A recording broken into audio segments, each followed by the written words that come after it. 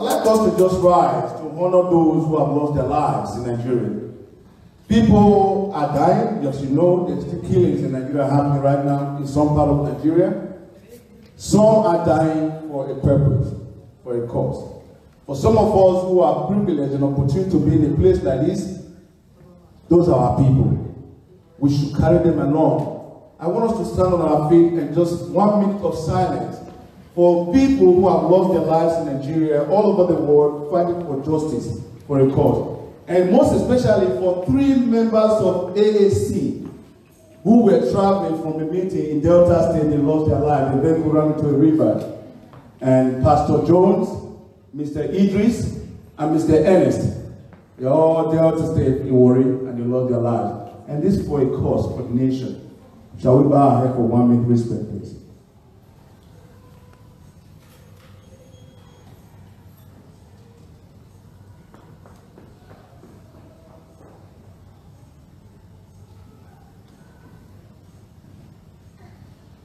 Thank you very much. May their gentle soul rest in perfect peace. You can have your seat now.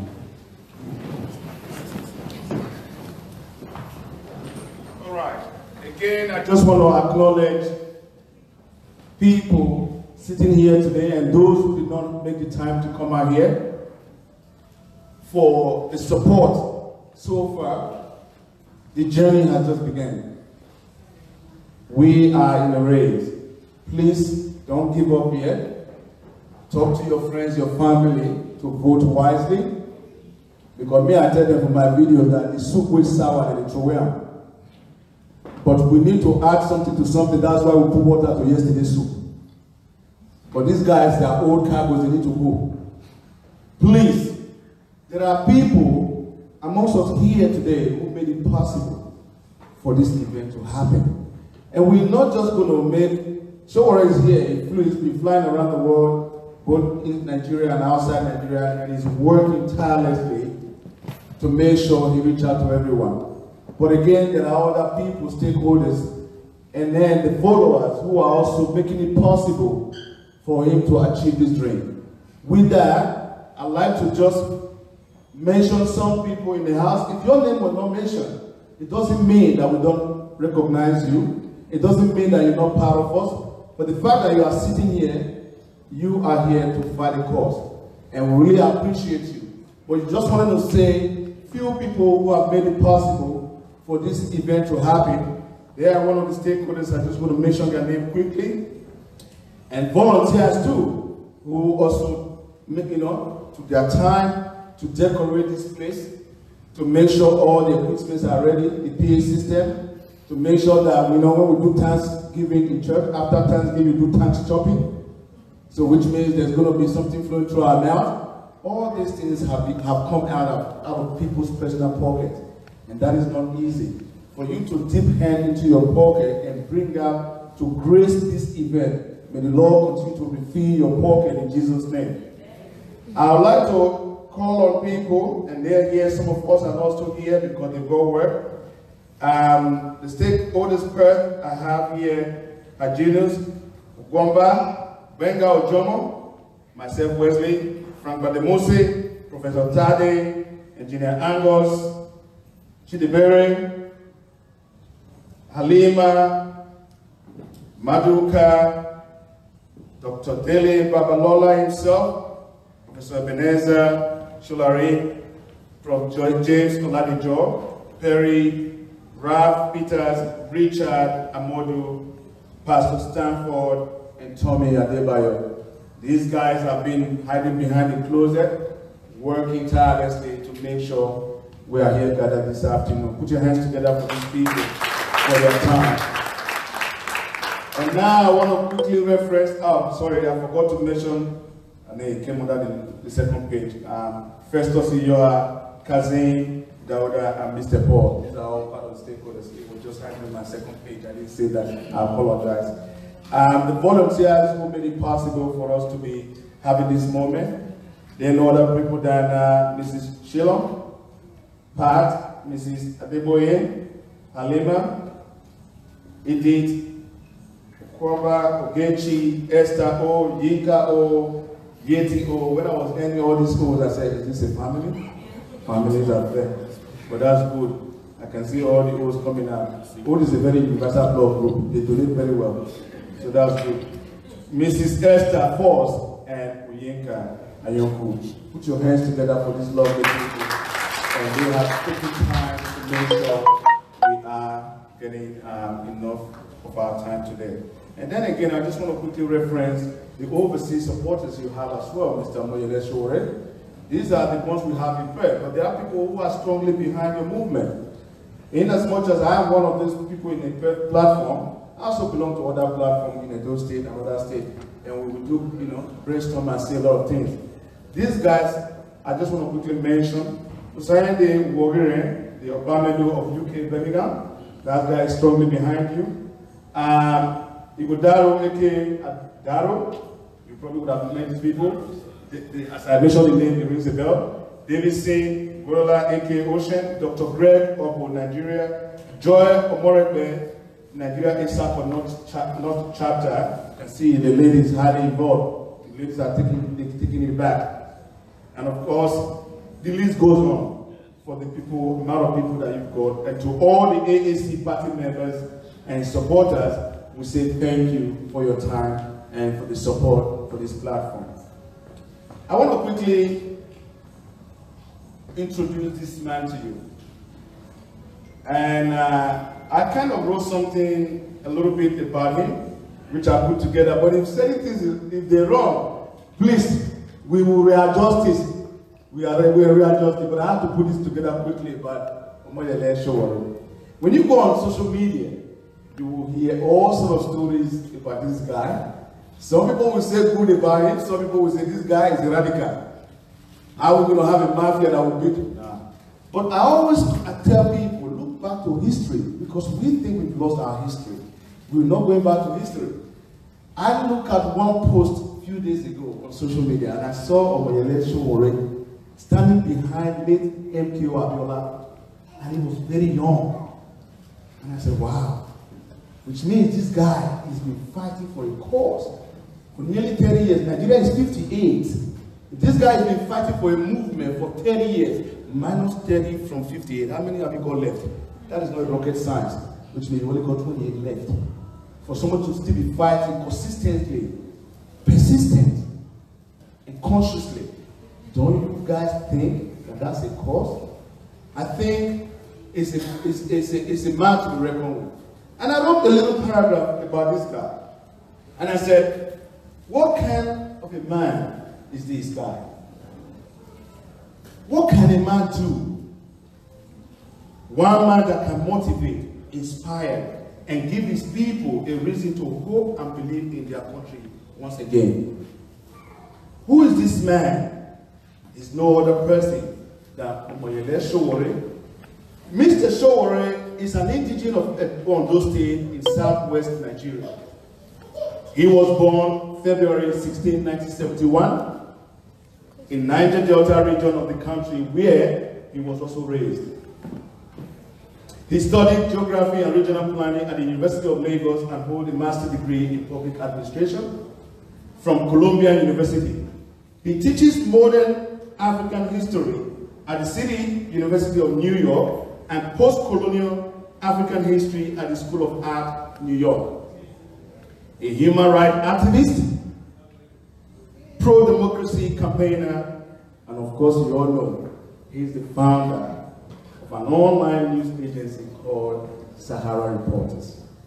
Please help me stand up. Make a stand-up ovation as I introduce to you this very lovely man, the presidential candidate for African Action Congress come 2019 Nigeria presidential elections, Mr. Omoyele Sowore. Thank you very much.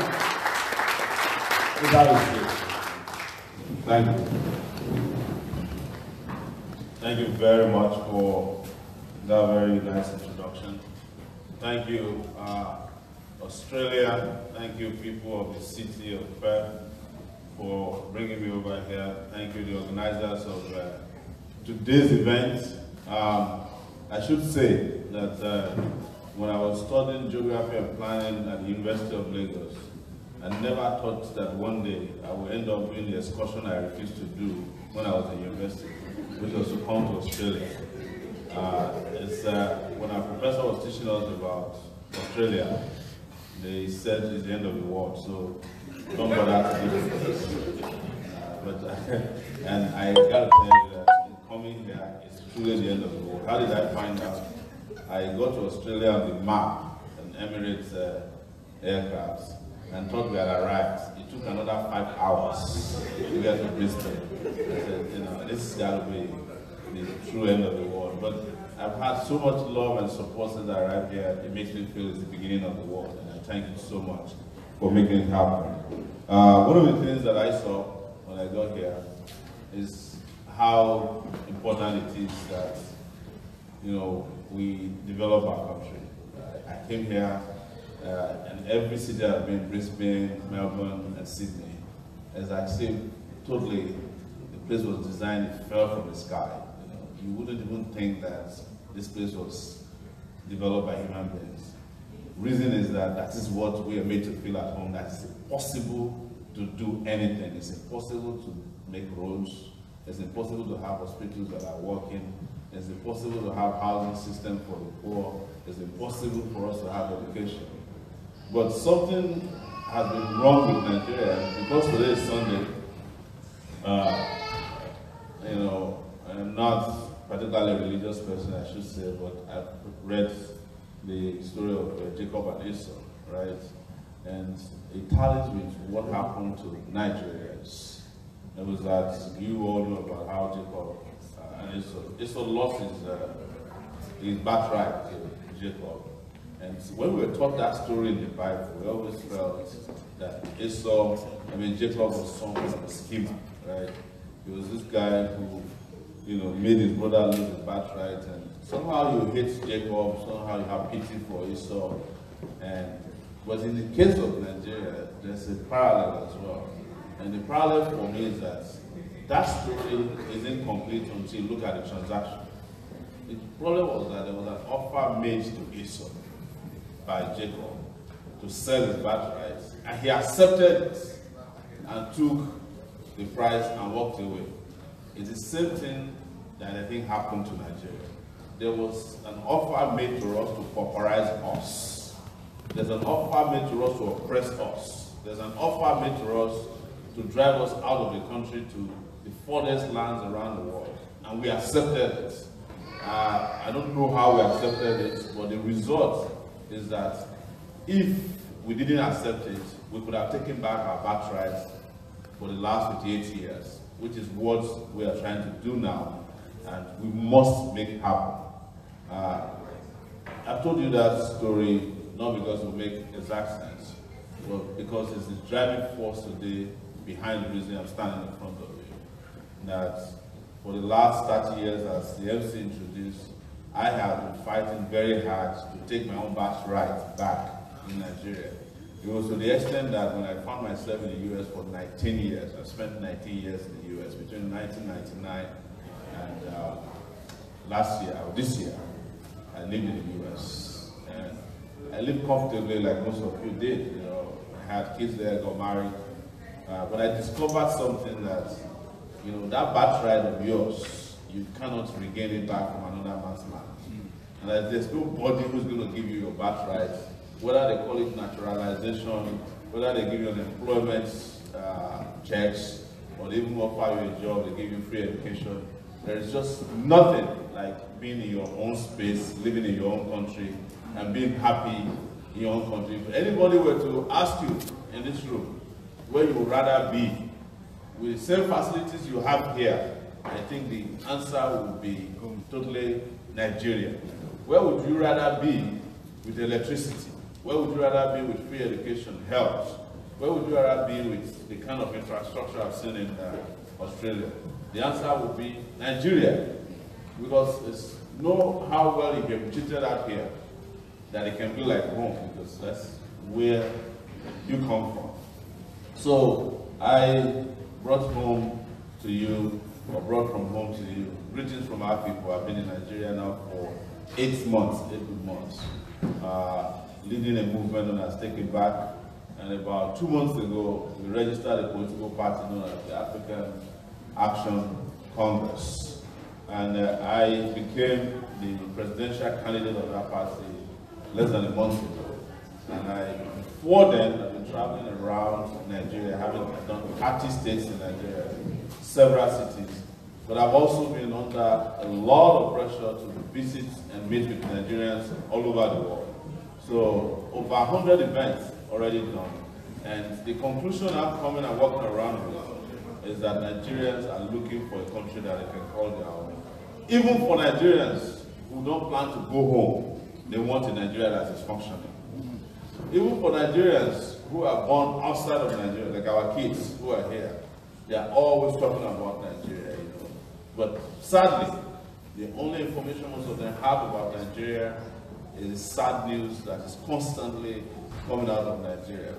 The sad news you are hearing from Nigeria, for those of you who are here, is not a place for sad news. It's deliberate. Nigeria has been designed by Nigerian leaders to be a place from where only sad news can come out. When you look at the mathematics, you look at the geography, you look at the administrative politics of Nigeria, the social, cultural, and traditional politics of Nigeria, only one result can come out of it: sad news. If you look at the nature and character of Nigerian leaders, the only outcome of their leadership is sad news, because we are saddened and burdened with very greedy and wicked individuals, human beings, sadly. And in speaking like this on a Sunday in front of a lot of kids, I feel a little bad, because most of them are looking for hope and inspiration that, you know, this country will become a better place. Yes, that hope and inspiration is right in front of you today. We are determined to change the narrative of the stories that are coming out of Nigeria, but we cannot do that, ladies and gentlemen, without changing the objective conditions on the ground, without changing the leadership in Nigeria. And it is the reason why I'm here in Australia.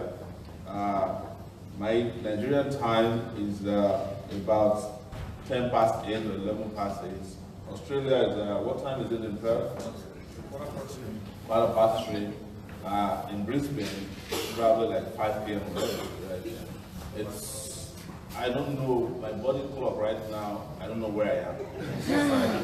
I don't know whether I'm in Nigeria, in Perth, Brisbane, Sydney, or Melbourne. But we have to do this. And I'm glad that all of you are sitting down here today, willing to engage and interact about the best way forward for Nigeria.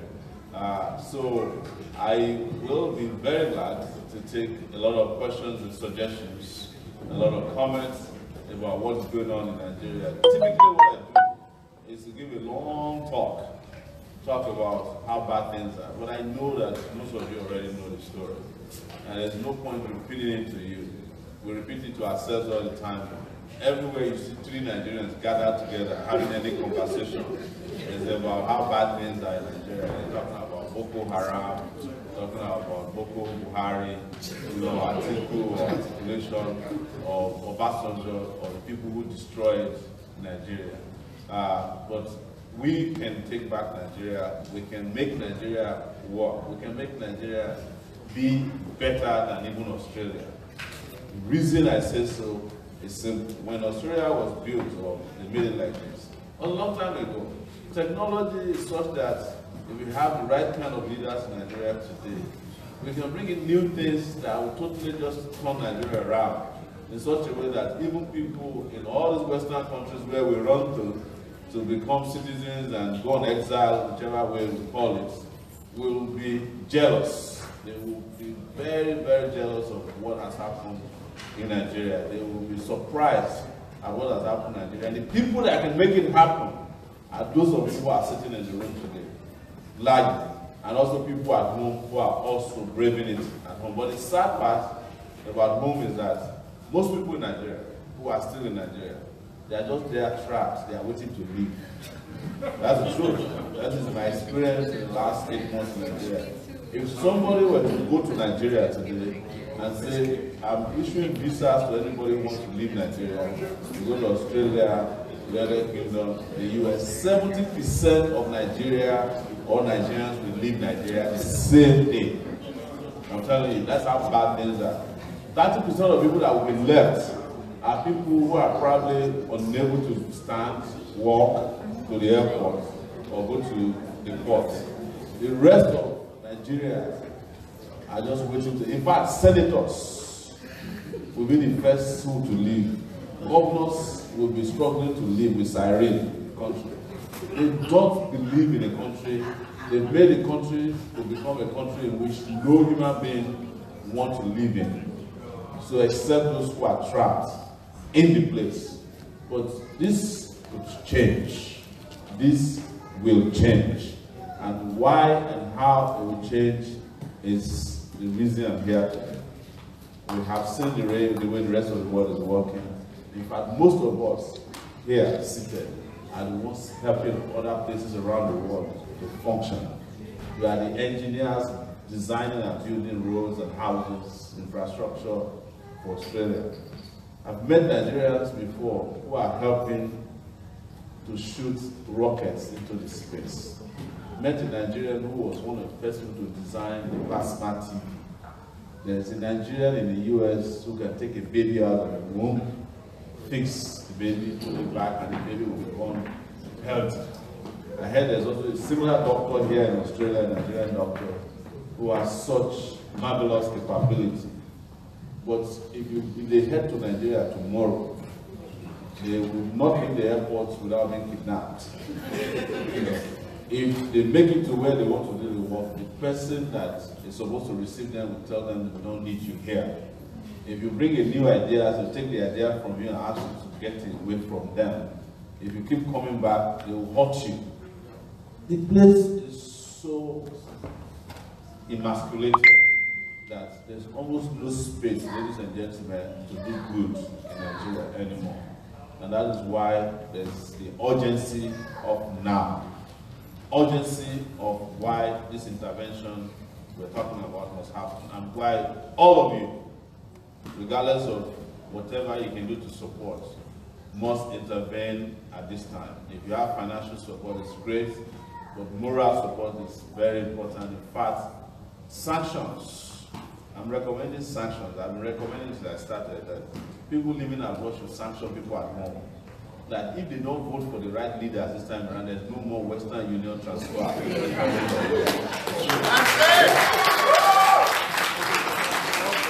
Somehow, we have been encouraging the laziness at home by sending money at the slightest provocation. Anybody can make a story up, you send money to them. Somebody will ask you, I'm sick. You keep sending money. When you get to Nigeria, you discover he's building a house for himself. And they will refuse, however, to do anything about the situation that could make them stop waiting for Western Union from abroad. So those of you who are sitting here today are the biggest investors in Nigeria. You are the foreign investors, real foreign investors. You are bringing in over $50 billion into Nigeria every year. That is officially, if you are sending through World Remit, Western Union recorded. But knowing Nigerians, when you want to send real money, you hide it inside the container. To go to Nigeria for you, that's where money is, or you go to the airport for somewhere to carry it for you. So if you add the way we send money unofficially, the unorthodox way, we are probably sending some $100 billion. There's no country in the world, in the West, that is giving foreign aid of $100 billion to any country. In fact, the entire aid given to the continent of Africa is not up to what we send to Nigeria through money transfer. So you must start sanctioning people at home. We started preaching by asking that you should force them somehow to get PVC, that's the permanent voter's card. That before I send you my next trans of Western Union, I want to see a copy of it by WhatsApp. A lot of people did it, it worked. I'm telling you, it might sound funny to you, But since we've been pushing it, it's worked. We found people as we're traveling in Nigeria said, if it's not for you, I wouldn't have got BBC. My brother in Australia asked me to get BBC. And now we're hearing from people, they say if I don't vote for you, they don't send me money again. It's the way we have to take the bull by the horn, ladies and gentlemen. Because that country will be one of the best countries in the world. The whole world will be looking up to Nigeria in a matter of 4 years from now. But the whole world will be running away from Nigeria in a matter of 2 years from now. What is 2 years from now? If two of the major candidates of the two major political parties win the election next year, one of them will likely put Nigeria on eBay or Alibaba. I'm serious, that's not funny. The other one will dissolve Nigeria in acid, that's Buhari. These two guys have no plans for Nigeria. One of them, Atiku, spent $20 million in Port Harcourt to purchase the candidacy of the PDP. What do you think he will do when he becomes president? He's going to recoup back his money. One person probably has allocated over $1 billion to spend election Atiku. And this is the same Atiku that has been vice president twice in Nigeria, 8 years under Obasanjo. He has been a custom officer. He has no way of explaining how he made his money. But we know how he made his money. There's a record of how he made his money through collection of bribery, from Siemens and other companies in the archives of the US government website, if you Google it today. The next person is our lifeless ancestor. When I say ancestor, I really mean it. Buhari is officially 76 years old. If he goes back to the hospital in London next year, he might add another 1 year. Anytime he sees his doctor, he adds 1 more year. But the reality is, his younger sister is 82 years old. Yes, Nigeria, this is not a lie, we are hearing from the source. Nigeria is 58 years old. The leader of Nigeria is 88 years old. I mean, what kind of country are we running? These people, we are not against them, by the way, because they are old. We are against them because of the age of their ideas. They have nothing to offer us anymore. The best they can offer Nigeria is what Nigeria is today. A broken country without infrastructure, a broken country without hospitals, a broken country without roads, a broken country without housing, and all of the good things you take for granted over here. Nigeria in 2018 is still celebrating the flickering of lights, what they call NEPA in Nigeria. That is, if you get electricity turned on accidentally. In Nigeria, the office of the electrical company that is known as NEPA, or what they call PHDL now, PHDL means power has changed, and the problem has changed name. That's the name of that PHDL. They use generator to power their office. Yes. We've done it before where we went to the office and we saw them offloading a generator at NEPA's office to power their own office. Those are the kind of contradictions that has been deviling our country, ladies and gentlemen. And if we then decide, which is simple, to change the situation through the elections that are coming in next year, February 16th precisely is the presidential election, to vote for a young person that has got integrity, a young person that has got exposure, a young person that has got education, a young person that has got capacity and stamina, you will find Nigeria to be a different place in less than 2.5 years. Why did I say so? Egypt just added over 34,000 megawatts of electricity to their national grid a few days ago. You guys probably heard about it. They built it in 2.5 years, and it's a mixture of gas, solar, biogas, biofuels, biomass, renewable energy, and also fossil fuel. Right? China built in 9 years, the longest bridge ever to be built by human beings between Hong Kong and mainland China.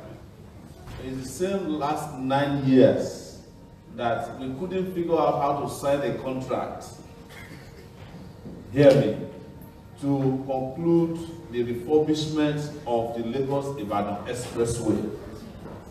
Just to sign the contract, it took 9 years. By the way, they have been refurbishing it for the past 20-something years that I know of personally. They started refurbishing Lagos-Ibadan Expressway, which is 120 kilometers. Since before I left Nigeria in 1999. I went back there in 2018. Some 18 years after. Same old story. The other day, for those of you who follow us on Facebook, I was trapped on that road within the space of 2 kilometers for 6 hours.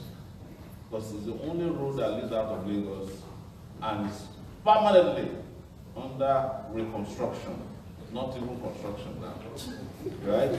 I came here and everywhere I was driven by those of you who have been assisting my travel here.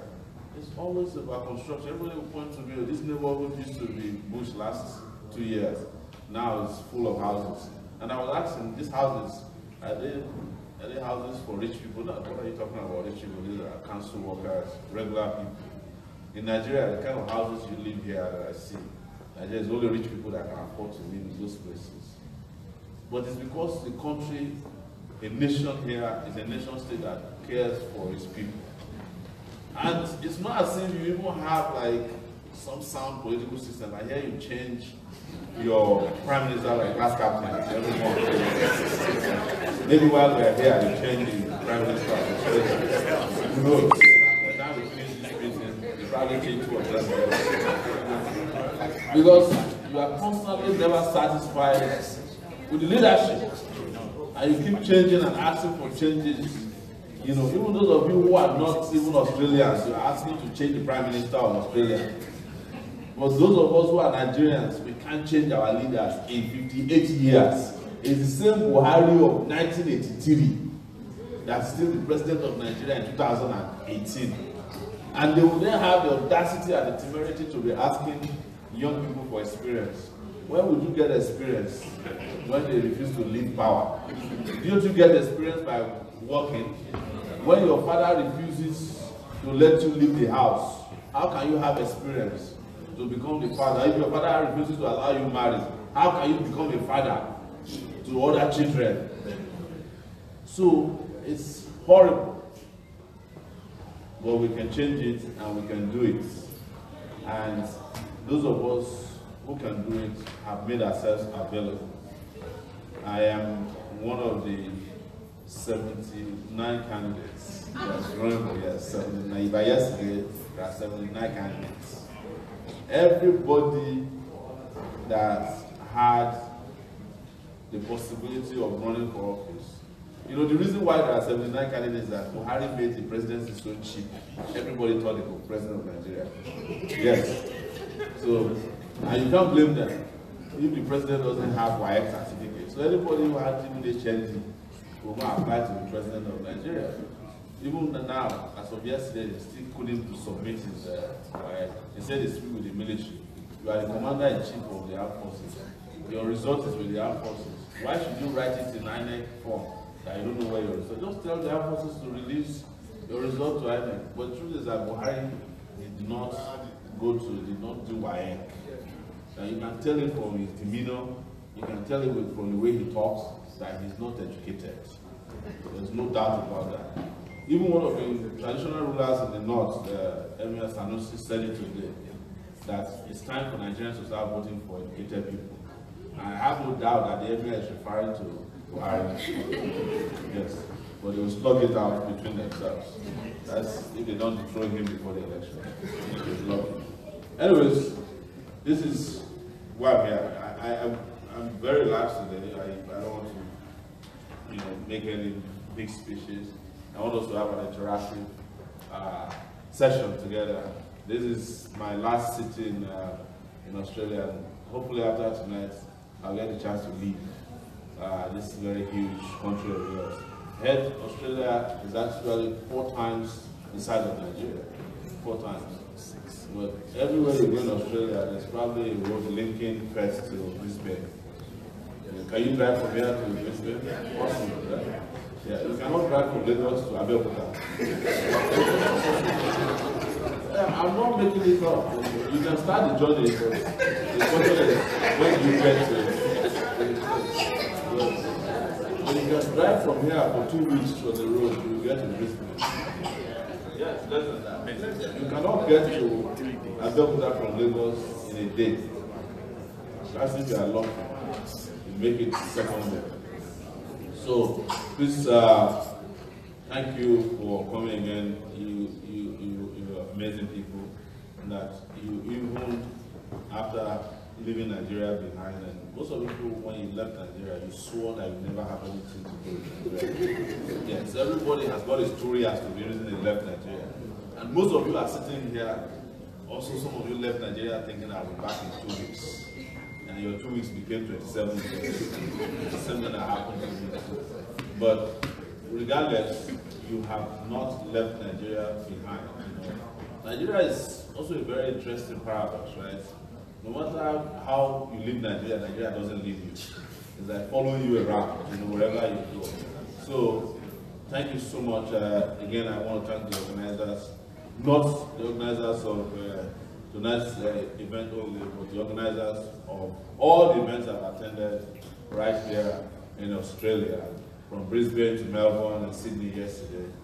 I am the only or the first presidential candidate in Nigeria to come looking for the presidency of Nigeria in Australia. First.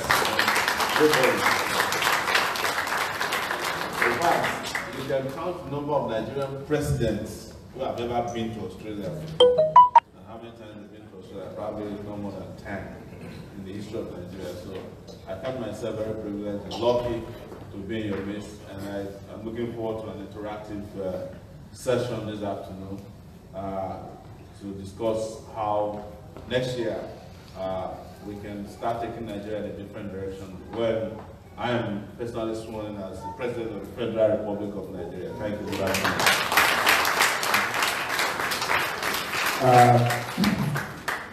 Put your hands together one more time for when I say Sowore, say take it back. Sowore! Sowore! We are taking that country back. Man. For some of us who also go to Nigeria all the time, it saddens you.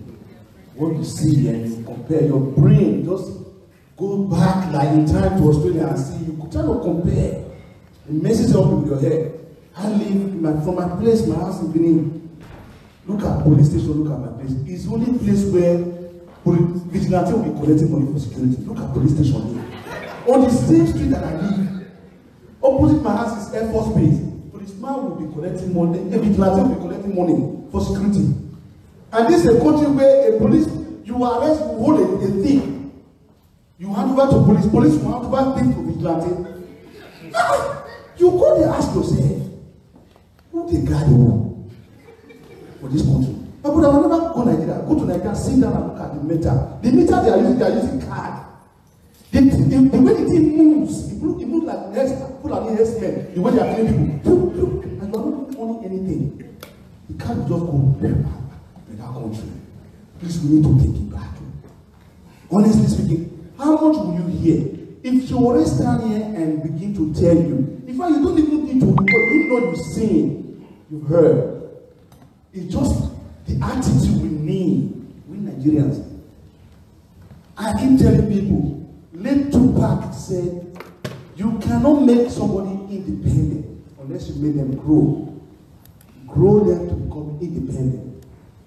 And JF Kennedy, late President JF Kennedy, says, one ignorant vote, your one ignorant vote will destroy your future and the insecurity of your nation. And that's what we beg in Nigeria. Time has come. People that have head, they can't think. Yeah, what do you call them again? Analog. I got that word from you. Analog leaders. Analog brain. They are not thinking digitally. Can you imagine? We're taking it back. It's just me. please, we're supporting this movement. It doesn't matter how hard it is. We shall smile one day. Because I was playing Sonny Okosu, late Sonny Okosu, a few days ago, and tears came down my eyes. I said, which way Nigeria? Which way to go? He said, but I love my fatherland. I want to know which way Nigeria. Go back in time and play. Now be this Shakili Bobo when they play now. All this Chris May. Go back and listen to people that play music of yesteryears. People like Fela. I posted something on Fela's page on my account, and I see what Fela said. These people, they are like prophets. What they prophesied back in the day is happening right now. But we need to change our orientation. Let's change our attitude. Once we change our attitude, our orientation about things will change. A Rome was not built in a day. Rwanda, in history, suffered the worst genocide in the world. Rwanda had the worst corruption. People were slain. 800,000 people massacred.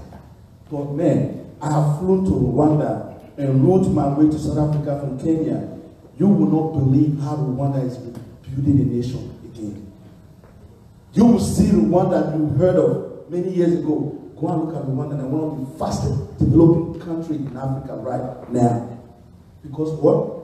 It's not the country that needs rebranding, it's the leaders that need rebranding. Because they are not thinking, we need to kick them out. Look at Ethiopia. A prime minister that went to a country, Egypt, and said, you know what? All the people you have detained, release them. They released all the Ethiopians and put them on the same aircraft and took them back home. They're doing amazing work. Right now, my people, Sowore has spoken. But that's not the end, it's just the beginning. It's just the icing on the cake. And that's the reason why we are here today, interaction. We want to have question and answering now. Have you prepared your question? And we've got a microphone in the middle, right? And I'll be passing this one to Mr. Sowore. Please let us be conscious about no rowdiness. We know we are all gentlemen and ladies. We are all kind, nice and easy. Any question you have prepared, it is time to ask this question. Let our children hear so that when they grow up, they can start to read and learn from it. It's questioning time, my people. I'd like to ask anyone, if you have any question, raise up your hand. And we will make your way. First question, please. Professor Sholari, put your hands together. Oh, thank you.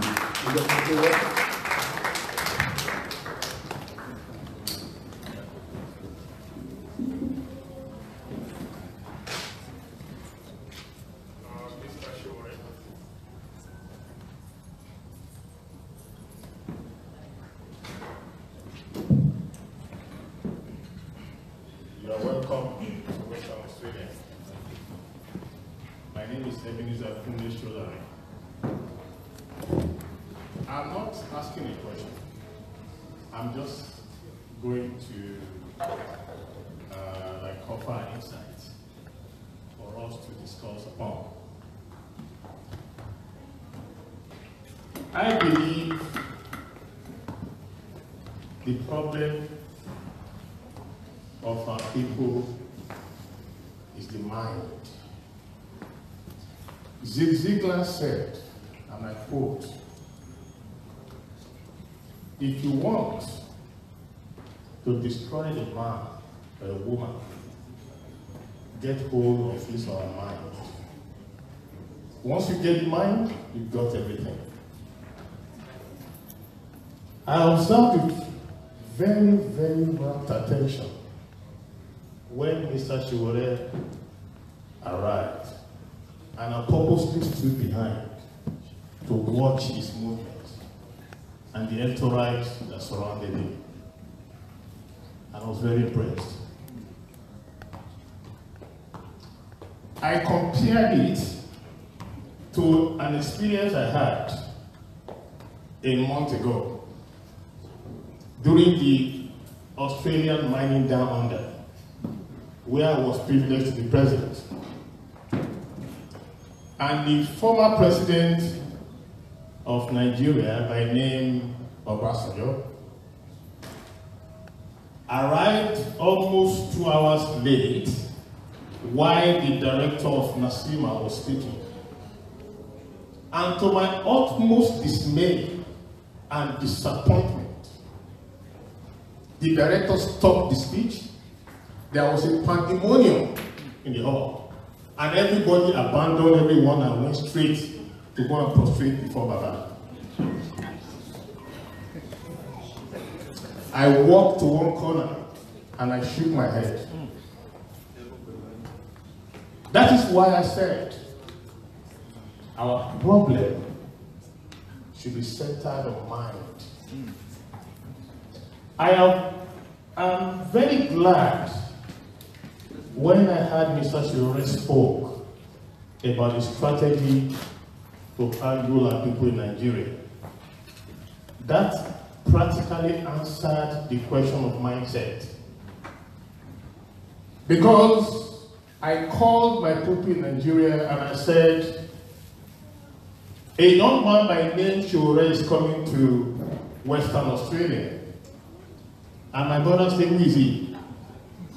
I said, did you don't know him? I said, well, we are only for Atiku anyway. So we don't know who you are talking about. We are tired of Buhari. So when Sowore mentioned that create a sanction, this is a very, very powerful method. Whoever you are sending money to, tell him or her, this money is the last one coming to you if you don't show me evidence that you want to change. God bless you for that, Mr. Sowore.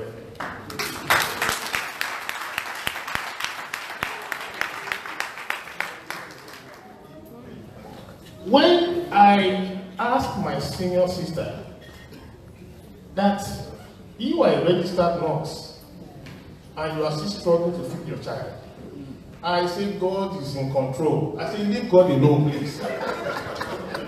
My question is, what do you want to do in the coming election? We went to church, we prayed over it. I said, forget that myself. I said, I preach myself in my church, but that doesn't make me a moron. I have to use my brain. So, the problem is, we look at ourselves here. A pessimist will say, oh, they are just wasting their time. Nigeria, they have already completed the election. Please, ladies and gentlemen, today, it started on a rough road. And the outcome of that rough road is what we are all enjoying today. Thank you so much.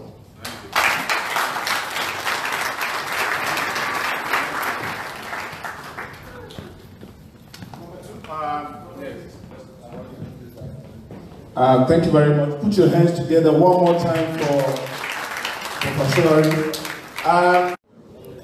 Thank you. Just recycle the card, take it back like a ticket.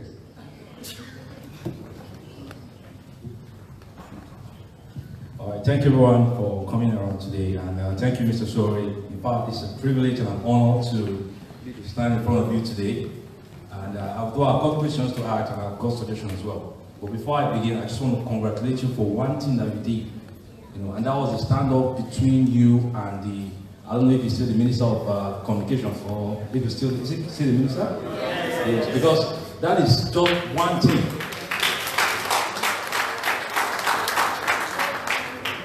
That is one thing that actually brought, the consciousness of the youth. That's one thing that actually brought out that confidence, that gave us a glimpse of hope that we can actually stand and face these people and tell them that, look, we're fed up, we're tired. When I left the country, that was in 2013. I remember my experience. I was fed up, even while going through a lot in school. Where you probably be in class, you're studying engineering, medicine, or whatever the course is, but you're sitting in the class and you're asking yourself, of what benefit is this going to be to me? Because if we're like, a nation of 108 something million, and then we have people who are, like, we got more than 2-3 million who are reading the same course, and then we're looking out there, looking at the future, we don't have any hope of job. So the question is, you're in class, you're competing consciously with your mates and unconsciously with the number of students who are. The reason, I don't know. They say you're traveling to Australia.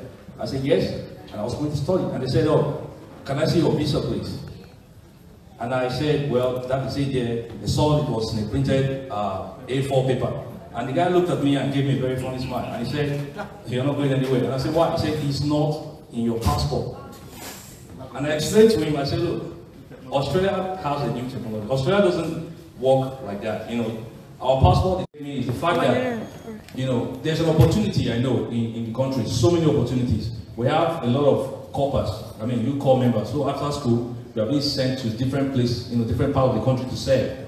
Now, over here, there's what they call medical insurance, you know, that covers everyone, you know, irrespective of where you're from. Even if you're coming from the country, you're not a citizen of the country, you're expected to have some form of medical, you know, cover. A lot of youth corpers have died. During my time, I mean, I've lost count, but during my time, I know that I've lost more than close to 1,000 people that I'm aware of that died during NYC. No medical cover. The last incident that happened the last time was a student was shot by the police. You know, she was taken to the medical center, to the hospital rather, and what happened? They said, oh, we cannot do anything else except, you know, you put sounds on deposit. You know, it's a challenge there, and I know that a lot of people are working towards it. I had a conversation with some people, some young individuals who were planning on setting up insurance just to cover youth corps members. And when they got to the point where they're about to establish, so I round up now. They got to the point where they're about to establish that, what happened? They were faced with the same bureaucratic crap. So my question now is, I believe that you've got something that covers the Nigerian youth, because the Nigerian youth makes up the country Nigeria. I just want to share what your idea is and what you have to cover for the youth of the country. Thank you very much.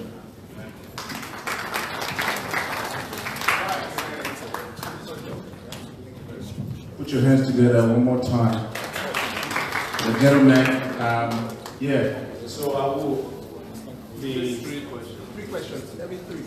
Okay, every three. Okay, so you okay, cool. All right, please, we have a lot of questions, and please, we try to make it very snappy. Max 2 minutes, straight to the point, please, and now so that we keep moving. Thank you very much. Dr. Babalola, please. Thank you very much. President to be, you are welcome again to Australia. My own contribution is very simple.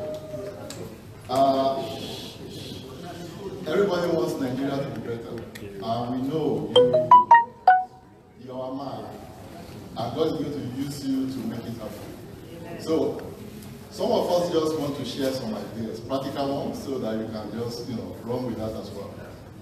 My background is I went to Mayflower School, so I'm a time-sharing guy. So when we were in school, that man just identified people he felt with potential leaders. And he would sit us down and he told us that Nigeria is not really hard to run, but our people are just too wasteful. And that leaders should learn to suffer. Anybody who's going to look for political posts to, you know, steal our money, people should have a way of, you know, making a suya of them or something like that. They should just not be allowed to be there. Politics should be service, and everybody knows the life of Shola Remusa. So what I'm trying to say here is that, for you, for instance, I could just see the evidence of leadership here. You didn't bring an impossible way courage. Another person to just see his lifestyle was Peter Obi. Everybody will know Peter Obi as well, what he did in Anambra. This man just plugged leakages. He said we'll go to, every afternoon they will slaughter about 3 cows, expecting him to bring visitors from office. What am I bringing visitors to? If I'm bringing visitors, I will let you know. I said, stop cooking. If I don't give you instruction, don't even cook a fowl, not talk of 3 cows. Do we really need all those presidential jets? We don't. So, practical way of saving money simply means we have to be extremely frugal. So much money has been wasted in the past. If you can, the National Assembly, for instance, to me, is just a way of wasting our money. If we can really streamline that, you know, definitely we don't need a bicameral legislation. We whittle that down to what really is productive. People are there, the public will go there first as a service. They don't get any pay at all. just come there because your regular job is there, and you come at regular time to contribute to the thing. Now, my profession, I'm a medical doctor. And the system I see here is something I think can work in Nigeria. So for primary health, the government doesn't need to go and start building structures. They can use doctors on the ground, but they have to be electronically linked to what we call Medicare card here. Nigeria can design something similar. And those doctors are Nigerians who also are registered to see them. As long as they have those cards, it's a kind of health insurance, whatever, people should be able to see any doctor near their neighborhood. They are dying, at least they have that first primary care. And the doctor, and luckily, most doctors in Nigeria run like a mini hospitals as well. So this idea of somebody having a broken leg in an accident, they rush him to Ikeja General Hospital, and they said, look, if you can't pay your registration money, no doctor is going to attend to you. A lot of people die in their corridor just like that. That sort of thing should never happen. And the last note is just that the biggest resource we have in Nigeria, they are the youth. Now look at the United States in the early 30s, when Roosevelt took over from the other man didn't know what to do in the Depression. The youth were galvanized. There was no money, everything was costing money. The man just put all the youth to construction. They put them in camps, government will feed them. They were doing all the construction, the road, all the highways in the US now understand, that's how they all came about. The huge dams, all those, they use the youth to do that. So in Nigeria, I think the most important thing to do is, what kind of job are you going to do for them? Sholaring was, they didn't credit that to him now, but the idea of the National Youth Service Corps was sholaring. It discussed that with the students before it came about. So the National Youth Service Corps, as it is today, again, is a wastage. One, it's an opportunity to get youth across Nigeria to really know themselves. There's no point putting somebody in Lagos to do national service in Lagos. Let the person go to Akwa Ibom. So it's a way to know Nigeria, know your people, and really remove all this artificial concept of tribalism and so on. When by the time you finish in Akwa Ibom, if you are not married, you might probably bring an Akwa Ibom wife home. You get used to the cuisine there and all that. But the point I'm trying to make there is, the youth in Nigeria now that have nothing to do, create a job, government give them like a barrack, use them like soldiers. Anywhere you need construction, put them there. They are sure of accommodation, government pays them a stipend, which can more than put body and soul together, and they are doing service. You don't need Chinese. So a lot of those people, they have left university, they have their own ideas about construction, brilliant engineers, they're all there. Let them tap those ideas and, the closing is the energy thing. Thank you very much. So we need to look for all kinds of energy, alternatives and so on. I think you're already on the right track on that one. Thank you very much. Thank you very much.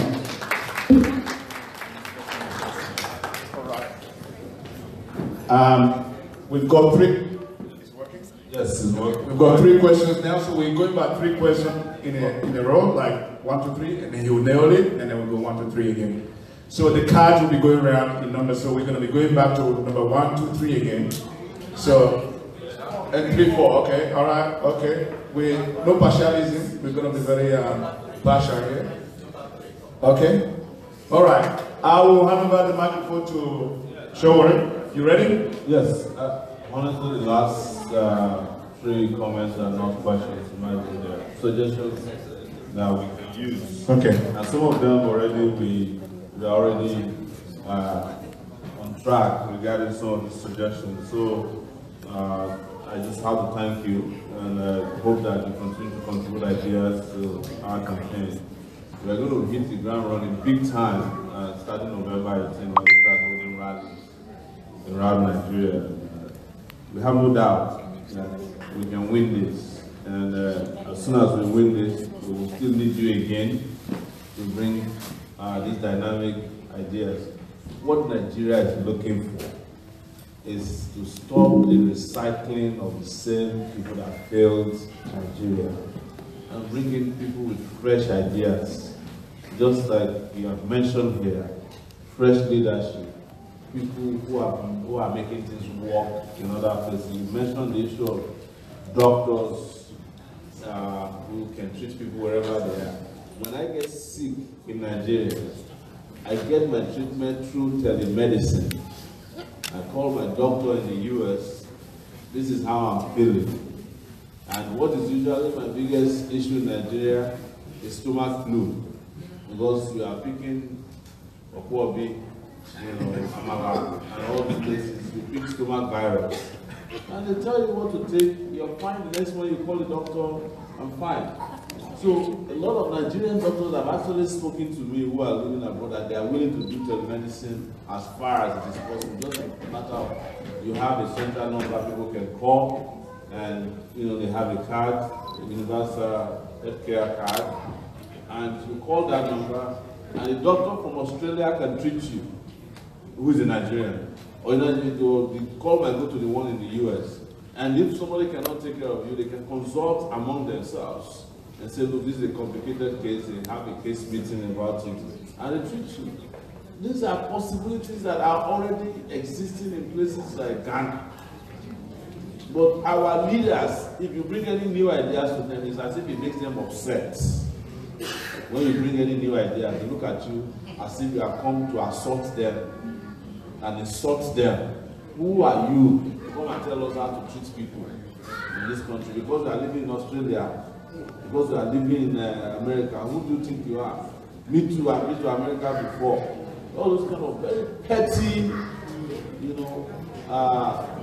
attitude is what is destroying Nigeria, and it comes mostly with these analog brained leaders.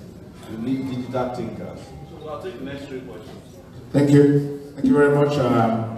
That was been observed. I'd like to call on card number 3. Please introduce yourself and make it really snappy. And I will be interrupting if you go beyond time. Take it back. Take it back. Action. I'm John, and I just have 2 questions. I grew up in a school in a private school. I finished from a private school, and I was in a situation whereby students in high school have to pay to get marks for project. Luckily, I was a senior head boy for that private school, but we had the economics teacher who always collect money from students. I never partook in that.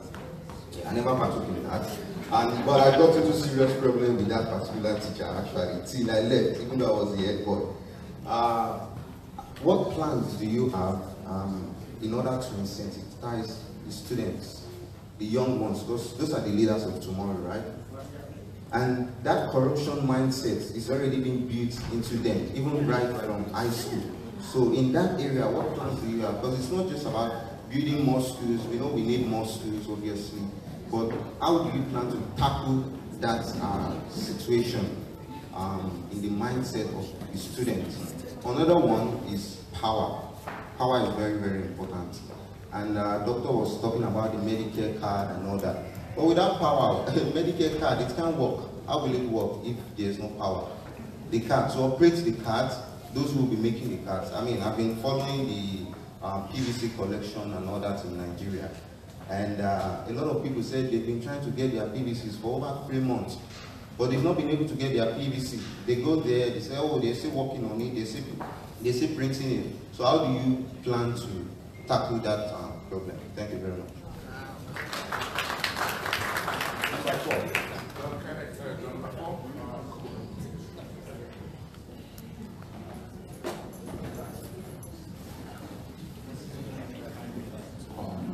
Good afternoon, Mr. Sowore. I've been following you up on YouTube for a while now, and it's a pleasure to see you in flesh. I won't be wasting much of our time, I'll just go straight to the point.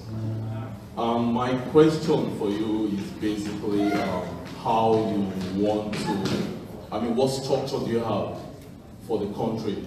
I'm talking of totality of the country. We have, ethnicity problem. As we speak right now, Kaduna is on shutdown, 24-hour curfew. How do you want to tackle Boko Haram? How do you want to bring the country together? How do you want to put a structure on ground to make everybody feel like this is the country that they belong to? We all love Nigeria, that's what we're talking about Nigeria today, and I'm very, very passionate about it. The very first time you started, I was telling my wife that it is a joke, but I'm beginning to believe in you now. she's the one that is actually pushing to say, yes, she believes in Sowore. But I mean, going through your YouTube and everything, I think you have strong passion for the country, and basically we want to see you there. We hope it's going to happen. So that's my first question. What structure do you have in ground that would kind of incorporate the whole country? Lagos, Anambra, up north Borno, and Yoruba, Southeast, and all of that. How do you want to bring us together? That's the first question. The second question is the health system. Now, doctors just spoke about part of it. I am a GP and I do ED part-time, emergency part-time. And I found out that since I got to Australia, it's difficult to die. If you get to ED alive, to be honest, as I was shocked, 100%, I'm not saying maybe 10 people will come and 2 people will die. It is difficult to die. Come there alive. Provided you walk in or the ambulance brought you alive, you will be alive. There's no way you can die. Everything, all the resources will be put in place. But when I was in Nigeria, I was matching in Lorry, and you see all the emergency.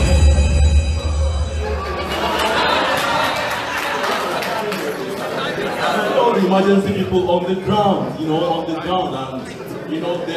that's how they'll just be grasping for life, and they just die there. No oxygen, no nothing. So I think we should have a structure whereby there can be a proper emergency. Nigeria up to now does not have a proper emergency. So if we do that, we need to keep ourselves alive. It's when we keep ourselves alive that we can fight for this movement, and then we can make more youth, to be alive. So I guess that's my question. Because of our time, I wouldn't go too much into what I want to say, but yeah. Thank you. Thank you very much, Doc. Number 5. I say, oh, die. Oh, no. Not be here. Number 5. Please go number 5. Step forward, sir. Come that way, and I'll pass you on the microphone. Yeah. I don't die. Pikin safe. I never see Pikin die here. I want happen. You don't put a bottle for 10 months, he will wake up.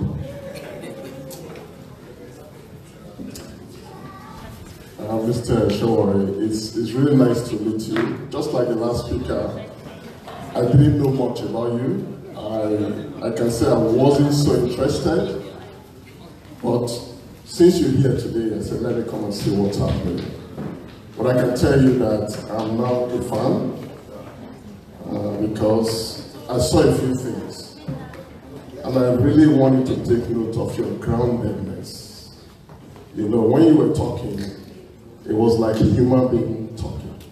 It wasn't like one high horse. It was like one of us talking, so I really wanted to keep to that. I also want to ask you maybe a very personal question. Do you belong to a secret society? Because when I look at you and look at every one of us here, it could have been any of us in the place. But I tell you, some of us are not that, should I say it? Some of us are not that courageous.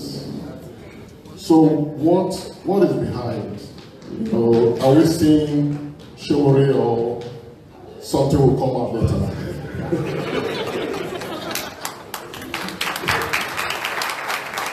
I'm just being frank with you, and that's why I'm a fan, because I see someone that could do some things some of us could not do. And I also want to say that normally a system is more important than a person. So how do you intend to surround yourself with the right people? Because we are seeing Sowore now telling us and being grounded, but how, when you come on power, who are we going to see, So if you could handle those questions, I have a few, but I'll give other people a chance. Thank you very much. Put your hands together, Mr. Ephraim. And you got 3 questions to answer now? Okay, go ahead, sir. Thank you. The first question is about how to tackle the mentality of young people. And I think Dr. Sowore mentioned that in the mind of our people. How do we take hold of the Nigerian human mind or the Nigerian mind such that it is not messed up at a young age?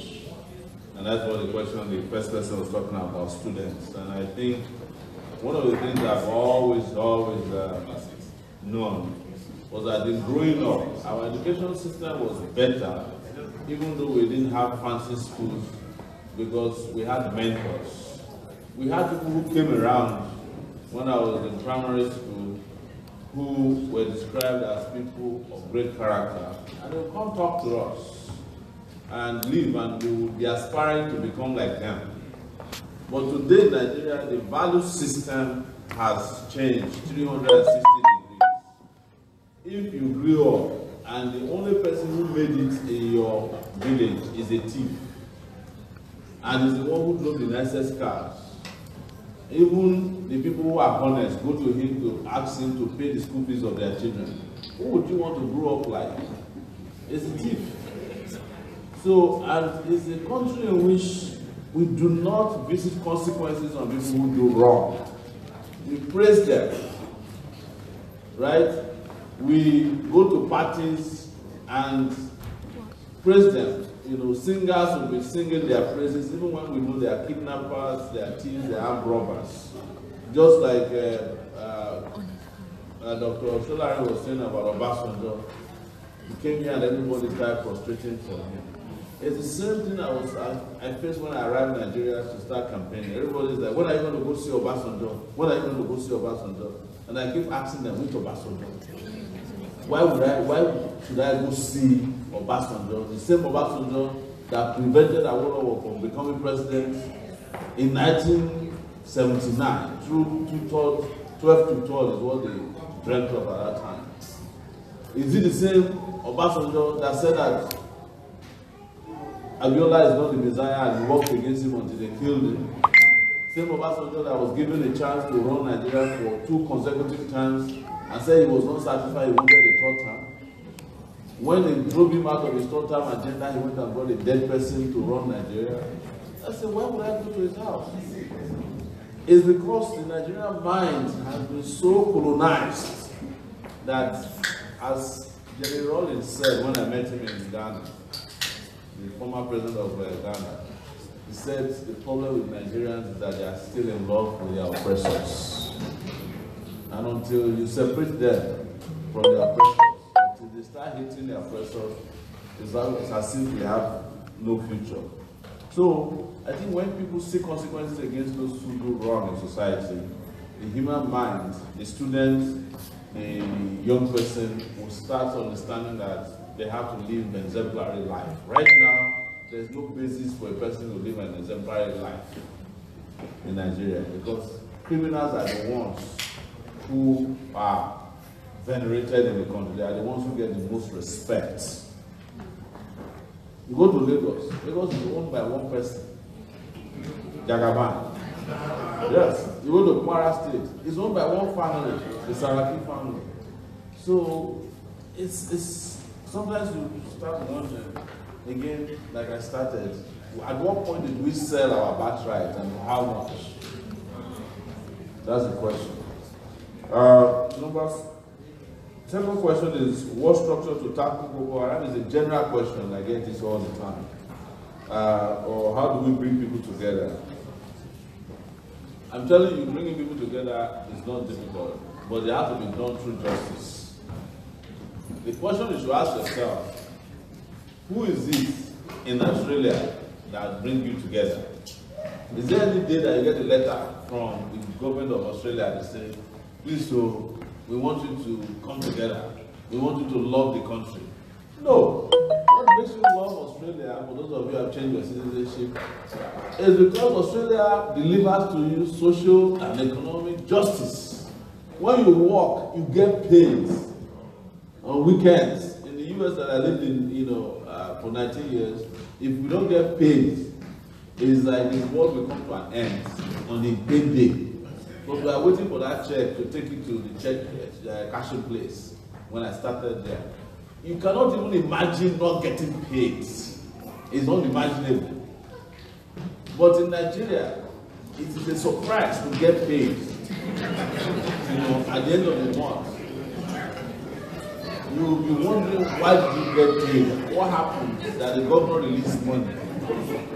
There are governors who are owing 16 months of salary to their workers, and what they are owing is 18,000 naira per month.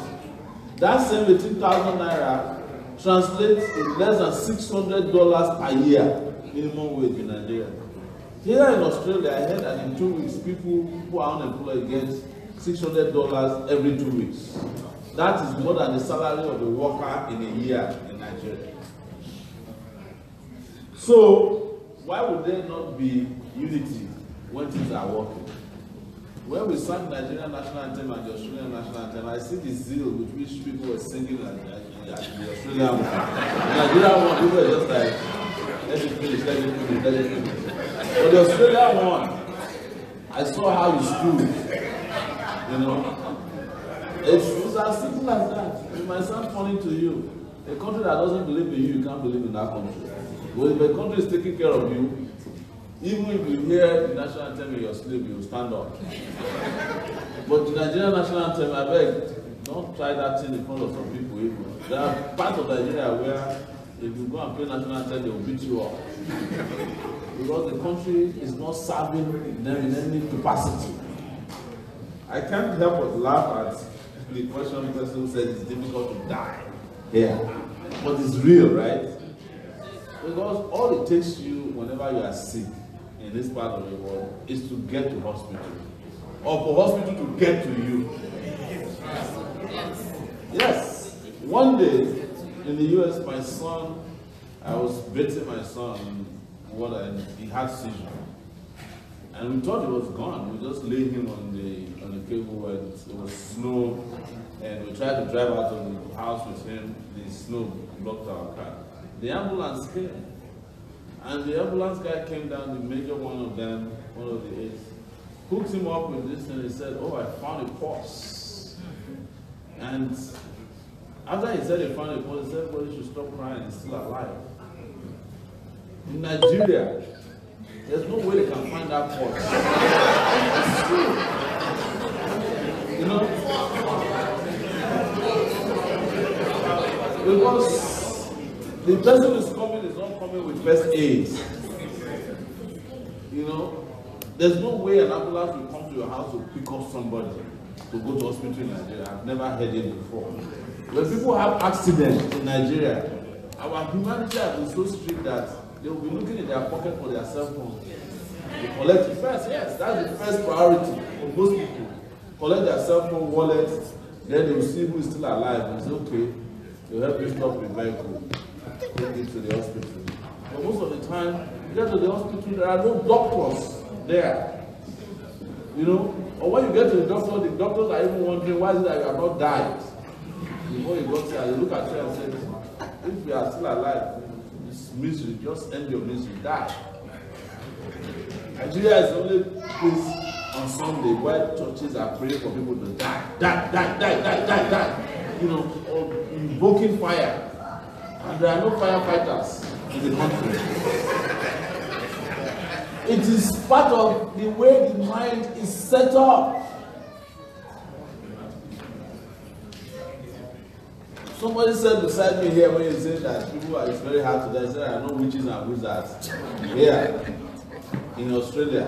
What happened to the Nigerian witches who came to Australia? Where did you leave your witches and wizards? Is it only the people without witches who are not witches who got visa? So many of you, before you came here, you were regarded as witches because you are poor. You were regarded as witches because you were sick. You were regarded as witches because you couldn't pass exams.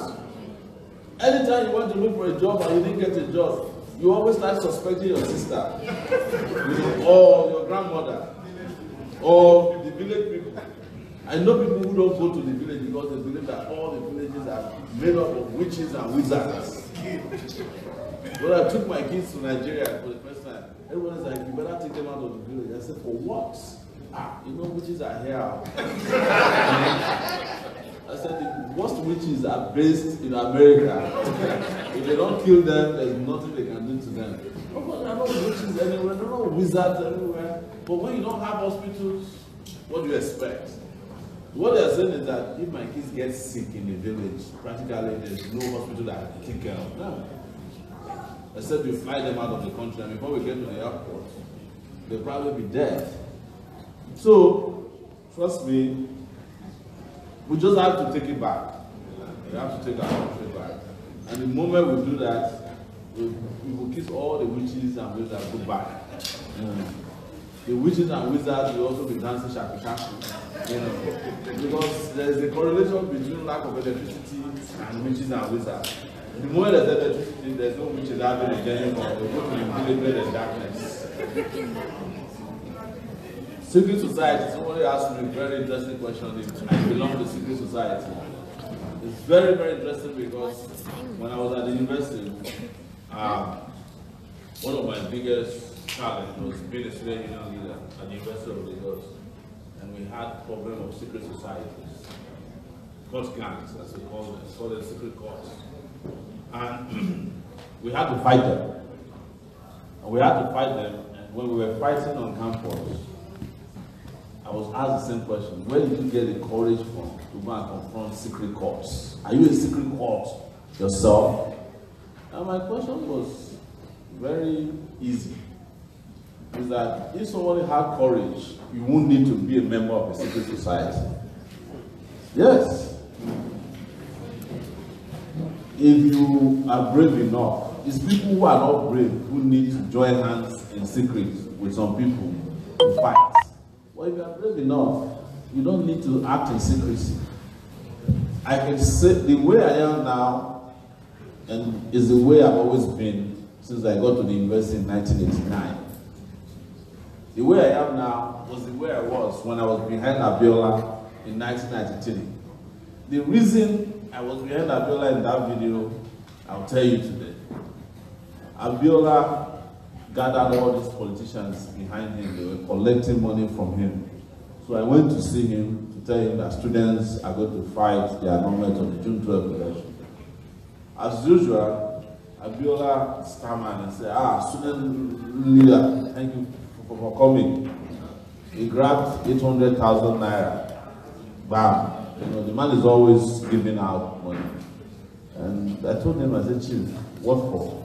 He said, for you people to go and keep fighting against Babangida now. I said, Chief, I'm not here to collect your money. I'm not fighting Babangida because of you. I'm fighting Babangida because of my own future. And you don't need to bribe me to fight for my own future. So, Abdullah was shocked, because I was wearing slippers. He said, what kind of person are you that did not ask for money, and when I gave you, you did not collect? He said, come next to me, I'm going to address the media outside. I want you to be the person standing next to me. At that point, most of the politicians that collected money from you had abandoned Abiola and went to Babangida to be collecting money. That was the history of why I was standing behind Abiola in 1993. In 1993, I was 21 years old. Yes, about 21, 22. Today, I'm 47 years old and still standing on the same pedestal of what is right for Nigeria. And also refusing to be bribed by people who have stolen Nigeria's money. If I wanted to make money with Sahara waters, I would have made so much money, I would have bought an island very close to Australia and be living there by myself. Because each time I wrote a story against the rich people, the first attitude is, what do you want? And when I tell them that you cannot afford what I want, they look at me and say, there's nobody we cannot bribe now. We have bribed this person. They will name all the journalists and how they bribe them. But I said there have to be one person that you cannot bribe, and that would be me. That's been where I stood. To answer your question, I do not belong to any secret society. And I have lived my life very transparently, including in this presidential campaign. I'm raising money transparently. As of today on GoFundMe, I saw that we raised $89,000. Wow. Yes. Our goal is to raise $2 million.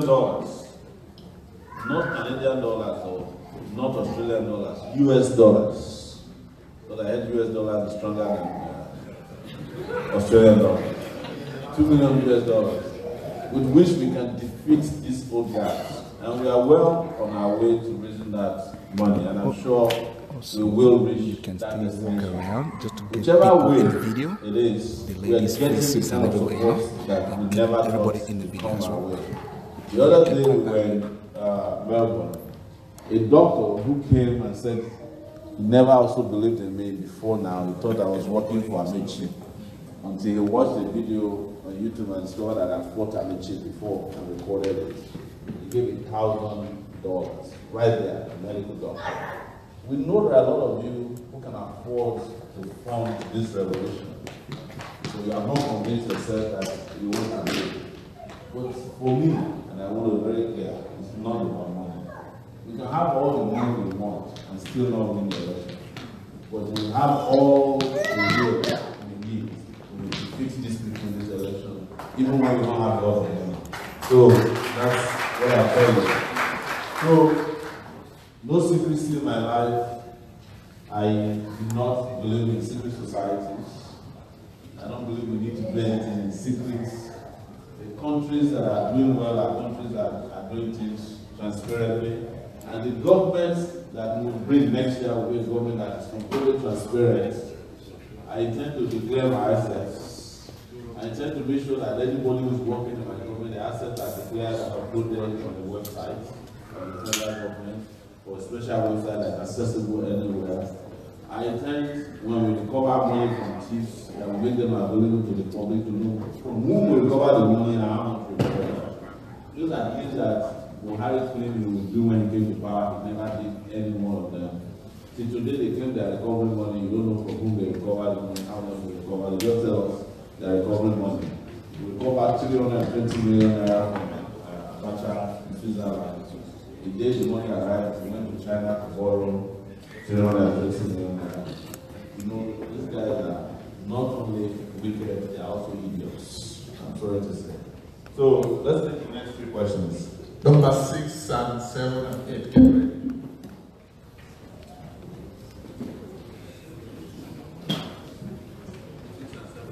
Okay. All right.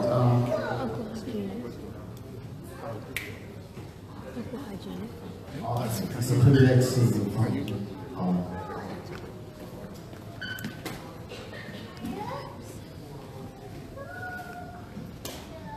I would say that I've been a fan since 2006. I've been following Sowore reporters, and I always like to watch Dr. Damage's program on YouTube. My question is, there's so much confusion in the land right now, in Nigeria right now, because people are really confused. Some people just want to get somebody, a candidate that will challenge the present governor, president. And because of that, they are going for article, which I think so many of my friends, so many of my colleagues, which I've convinced, are getting articulated every day, which is a big concern. I just want to probably say this, that I just discovered that there are 2 categories of people that are running to churches or religious organizations for safety, just because it's a hopeless situation. And where you can find them is when you go to congregations, large congregations, you see them. You don't see them on the street, like they are really praying to God that they want up. Okay, and there are other people that are using music, because that's what is selling now, even abroad. Nigerian music industry is selling everywhere. So people are also using that to console themselves. So I will it's just like a suggestion and like a question, just to tell you that probably if you want to get people, a large number of people in a place, let you to look into going to conventions, church religious organization programs like the Experience. They normally do the first Friday of every December, where you can get organized by Paul Adefarasi. You can get a large number of youth there, and also 6 million people gathered in redemption camp every December. You can also get the villagers, the marketers, everybody there. Then my last, sorry about that. my last question is about, can I remember? Yes, my last question is, what is your plan towards getting the biodata of Nigerians? Because there's no data in Nigeria, so what are your plans? What are you planning to do about that? Thank you very much. Please, number 8, get ready. Number 8. Hi, my name is Amelia. So I've been to Nigeria once and I found some things quite eye-opening. Firstly, when I was there, I saw that the electricity wasn't working, and when I was at my grandmother's place, there was one day when we had 3 days without electricity. Like, it may not seem like a big deal, but not having electricity is kind of bad. And I was wondering what you and your party would do to make sure that electricity was working more efficiently and better for the people. And I also noticed that after 8 p.m. it was safe to leave your compound or where your house was, and it was due to thieves or even the police around. How are you and your party going to combat police brutality and also protect the people of Nigeria? Thank you.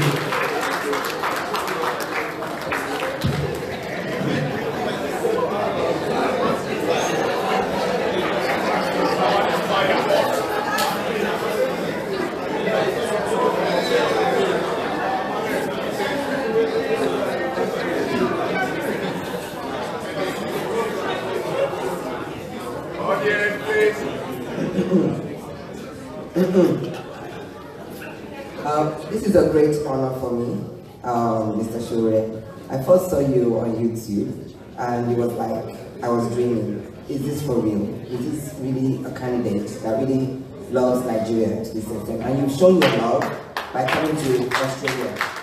We are very far away, down under, and if you don't love us, if you don't love Nigeria, you would not have come here. So I just want to appreciate that. My name is Dr. Mrs. Motrayo Adebayo. I have a few questions here. I hope I don't run out of time. The first thing is the mind. Someone has rightly said here that the mind, even the devil uses our mind to conquer us. There is fear. So the mind and fear prevents us from doing what we should do. What is your strategy to win? When the Israelites got to the border and they're supposed to enter the promised land, fear prevented them from entering the promised land. They were afraid of giants that God